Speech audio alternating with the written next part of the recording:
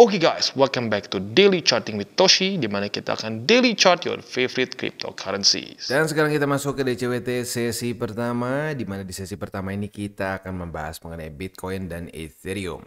Kita bisa di sini terjadi peningkatan 1,37% secara overall di cryptocurrency market dengan total market cap di 2,48 triliun US dollars.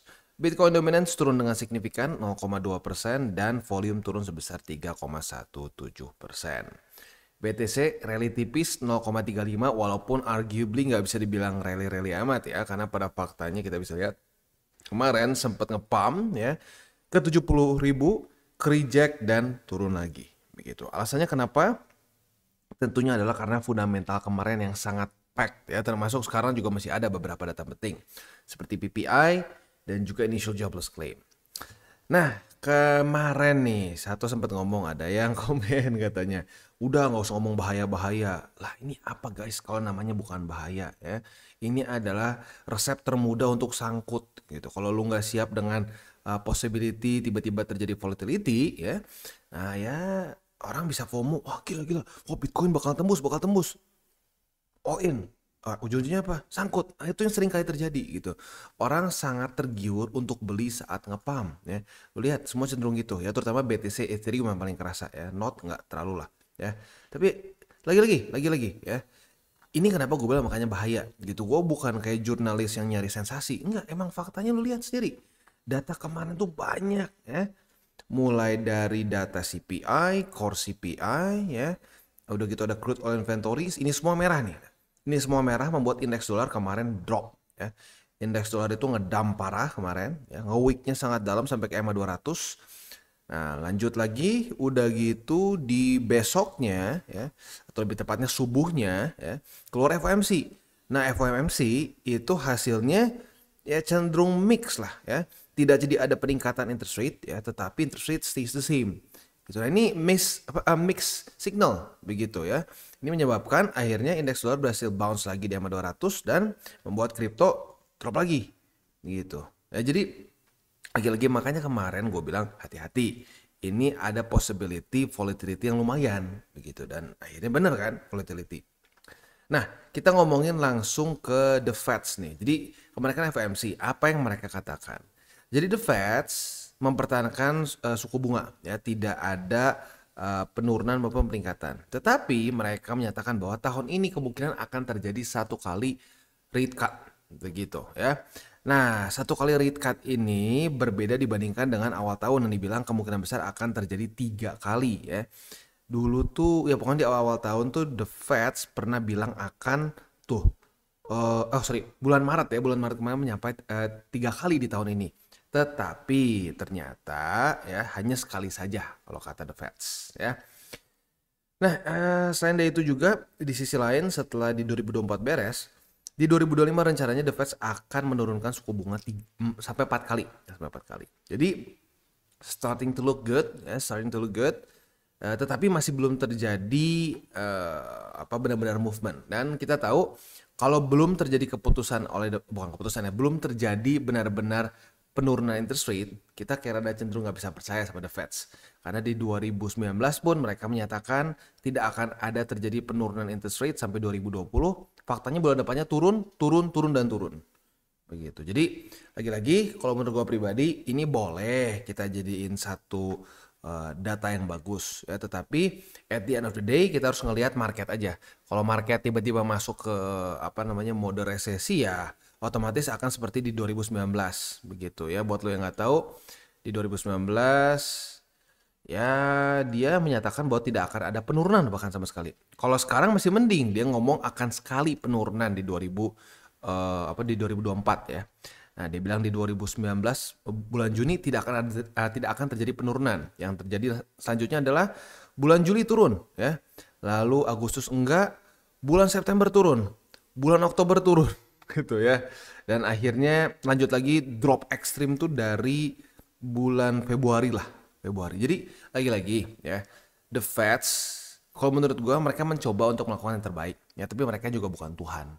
Mereka nggak tahu apakah market bisa bertahan nggak ya dengan kondisi ekonomi di Amerika. Seperti yang kita tahu, GDP ya udah merah sekali nih ya. Kalau kuartal depan merah lagi, itu masuknya ke dalam kategori resesi ya. Lalu seandainya itu pengangguran di US mulai meningkat dan seterusnya. Gitu data-data di US yang lu bisa lihat sendiri, datanya kemarin merah semua gitu loh. Kemarin data dari CPI-nya merah, lalu si crude oil inventories-nya merah dan seterusnya. Gitu. Jadi cenderung melemahkan indeks dolar. Jadi lagi-lagi gue pribadi sih ya, gue pribadi dibandingin benar-benar mengambil kata-kata The Fed sebagai suatu hal yang mutlak, kita harus lihat aja fakta di marketnya nanti seperti apa gitu, alias kita harus siap dengan skenario apapun begitu ya. Oke, itu kurang lebih untuk si keputusan dari FOMC kemarin ya. Jadi rencananya tahun ini akan sekali saja penurunan interest rate-nya. Nah, nanti di 2025 akan 4 kali. Nah, berarti kemungkinan besar liquidity akan lumayan besar itu di 2025 karena si interest rate sudah rendah. By that time kemungkinan juga balance sheet mulai naik dan itu adalah apa? QE. Nah, buat lu yang bilang, kapan nih Bang altcoin season? Kapan altcoin season? Nah, di masa-masa QE biasanya akan terjadi altcoin season yang signifikan. Begitu ya. Oke, nah selanjutnya kita akan geser ke news. Ini datang dari mana ya? Dari Coinbase berarti US ya. Di mana ada satu Bitcoin whale yang mengirimkan 8.000 BTC yang sekitar harganya tuh 536 juta US dollar setelah 5 tahun tidak ada pergerakan di walletnya ya. Dia geser dari wallet dia ke Binance. Buat apa nih ya? Ya kemungkinan besar untuk dijual ya, karena ya buat apa, ini kan dari cold storage. Dari cold storage dikirim ke Binance ke deposit address biasa ya dengan fee 108. Gila sih ya. 536 juta US dollars, biaya kirimnya hanya 108 dolar. Wah, coba bandingkan dengan lu ngirim fiat ya, pasti jauh lebih besar ya si biayanya. Nah lagi-lagi, itu pun kalau bisa, coba lo. Kalau lu bisa ngirim 536 juta US dollars hanya dengan klik-klik saja ya di bank biasa, itu nggak mungkin lah menurut gua ya. Ini lagi-lagi the power of Bitcoin ya. Nah tapi intinya apa? Ini bisa menjadi suatu selling pressure karena ini adalah satu wallet yang bisa dibilang long term holder begitu. Nah kalau lu tahu on-chain, salah satu yang sering dilihat adalah long term holder. Nah jadi si long term holder ini kalau dia menggerakkan BTC dia atau dia dalam tanda kutip possible selling, itu adalah suatu pertanda bearish begitu ya. Tapi kalau kita ngomong soal pure angka 536 juta US dollars dijual langsung ke market pun harusnya nggak akan ekstrim ngaruh ke market. Tapi lagi-lagi efek yang mungkin kita nggak bisa kontrol adalah apakah orang-orang akan melihat ini sebagai suatu selling signal begitu secara on-chain tentunya ya. I don't know. Lagi-lagi kalau secara angka, murni angka, ini harusnya nggak bikin gerak. Tapi kalau digoreng dan membuat banyak orang takut, ya mungkin bisa menjadi selling pressure begitu ya. Economic calendar, hari ini udah banyak data-data penting yang keluar ya. Udah ada interest rate decision, udah ada statement dari The Fed, tetapi masih belum beres ya. Hari ini akan masih ada initial jobless claim dan juga PPI. Lagi-lagi makanya kenapa gue bilang bahaya, karena memang banyak data-data penting ya. Nah untuk si initial jobless claim, andaikan dia lebih tinggi lagi daripada ekspektasi, ini akan membuat indeks dolar melemah lagi. Nah, kalau indeks dolar melemah lagi, oh bagus dong Bang, nanti jadinya kripto naik. Bener. In short term. Tapi kalau ini keterusan jelek, kalau coba lihat 2019 ya, data-data initial jobless claim, GDP, ya, unemployment rate, itu merah gitu ya. Nah, udah merah-merah terus itu adalah pemicu resesi. Jadi, in the short term benar, kalau ini lebih tinggi daripada forecast, itu bagus.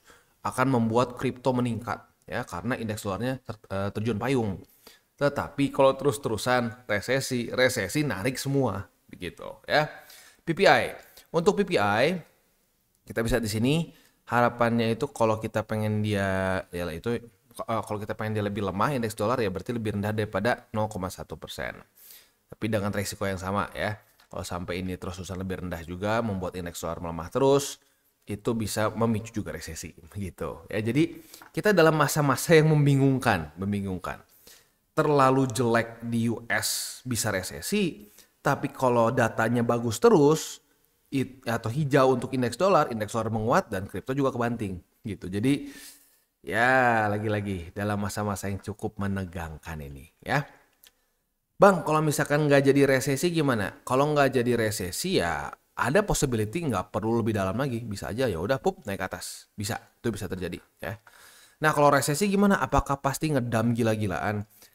Kayak di 2019. Kalau menurut gua sih kemungkinan besar nggak akan sampai separah 2019 kalau sampai resesi ya. Karena in theory resesi di 2019 itu zaman COVID. COVID tuh gila banget kan. Ya kita tahu bahwa economic downturn itu ekstrim. Jadi ya mungkin kalau sampai amit-amit terjadi resesi di cycle ini ya nggak separah seperti di 2019 begitu. In theory seperti itu. Tapi faktanya lagi-lagi market bukan punya bapak moyang kita nggak bisa tahu persis seperti apa. Tapi dari logika yang kita bisa cerna harusnya nggak sebesar di 2019 gitu ya. Oke, next kita akan masuk ke buy limit, tetapi sebelum kita masuk ke buy limit seperti biasa gua akan disclaimer dulu bahwa semua konten dari TCI bukanlah financial advice, ini semua bentuknya adalah edukasi. Lalu bagaimana cara untuk mendukung TCI? Ada banyak caranya, lu bisa like our video, bisa share our video, atau juga bisa menggunakan link referral kita di bawah. Nah sekarang kita akan dengar dulu sama dari sponsor kita pada hari ini. Oke, today's video is brought to you by Bybit. Di mana di Bybit ini kita bisa melakukan berbagai macam hal ya, mulai dari yang newbie sampai yang sudah advance. Buat mungkin lo merasa bahwa aduh bang, gue masih nggak ngerti nih TA, gue masih nggak ngerti charting dan seterusnya, tapi pengen akumulasi, pengen DCA murni, bisa lo tinggal masuk ke sini one click buy, di mana lo bisa pilih lo mau pakai apa ya fiatnya, lo tinggal pilih juga asetnya apa ya, misalkan lo pengen akumulasi BTC. Misalkan setiap hari Senin jam 7 pagi, misalkan gue pengen akumulasi BTC sebesar 100.000 rupiah misalkan ya, lu bisa langsung lakukan di sini, bisa peer to peer, bisa Dana, Bank BRI dan lain-lain. Ini gila ya, bisa pakai BCA Mobile dan seterusnya. Jadi Bybit ini memang cocok banget buat orang-orang yang tinggal di Indo ya, bisa langsung pakai bank-bank yang memang sudah biasa kita pakai di Indo ya. Nah, buat yang intermediate sampai advance juga di sini ada spot, nah, dan juga ada leverage tokens, dan tentu juga ada derivatives trading, di mana kita bisa menggunakan kontrak yang USDT maupun USDC. Jadi di sini lo bisa pakai USDC ya, karena nggak semua exchanger bisa menerima untuk futuresnya pakai USDC ya. Dan tentu juga lo bisa earning bunga juga dari kripto lo dan lain-lain. Dan tentu juga di sini kita bisa melakukan copy trade ya, di mana copy trade dari Bybit ini sudah cukup terkenal ya, dan kita bisa mendapatkan keuntungan juga. First copy trade kita bisa ada protection 100 USDT loss coverage ya, dan seterusnya ya. Jadi buat lo yang tertarik bisa silakan pakai, klik di link referral kita di bawah. Dan kita masuk ke Bitcoin. Untuk Bitcoin dia berhasil reclaim 67.610, tetapi dengan jelas kereject oleh 70.000 ya. Ini kayaknya kemungkinan besar banyak yang berspekulasi, datanya bagus, buka posisi long, naik ke atas, target TP 70.000. Jadi lagi-lagi ya, kalau buat orang yang bilang TA nggak guna, lihat ada aja yang tembus, itu sama aja kayak lu naik mobil terus bilang buat apa lihat ke kaca depan ya, buat apa kita ngeliat ke windshield ya. Banyak tuh orang yang ngeliat ke kaca juga tetap nabrak. Ya, lu kebayang kalau nggak lihat sama sekali gitu kan, lu kemungkinan nabraknya lebih ekstrim. Nah itu, ya, jadi lagi-lagi kalau kita bisa pakainya, TA berguna. Kalau lu nggak bisa pakainya, jadi kayak nggak guna, begitu ya. Nah, untuk posisi spotnya berarti buy limit ada ya, ini kembali aktif lagi ya. Buy limit 1 di 67.610. Buy limit kedua adalah MA50 atau 66.253. Boleh pilih, ini udah gua masukin sebagai confluence. Dan buy limit ketiga di 64.000 pas deh, kita bulatkan ke bawah aja ya. Itu untuk posisi spot di Bitcoin. Untuk posisi futuresnya, apabila pada hari ini terjadi retest kedua, nah retest keduanya bebas nih, lo mau di MA20 atau 70.000. Sebenarnya lebih realistik di MA20 sih ya. Retest kedua di MA20 kita bisa buka posisi short ya. Nah posisi shortnya ini target TP-nya adalah di 67.610. Untuk posisi long, apabila besok Bitcoin daily close-nya masih di atas dari 67.610, kita bisa limit posisi long di sini.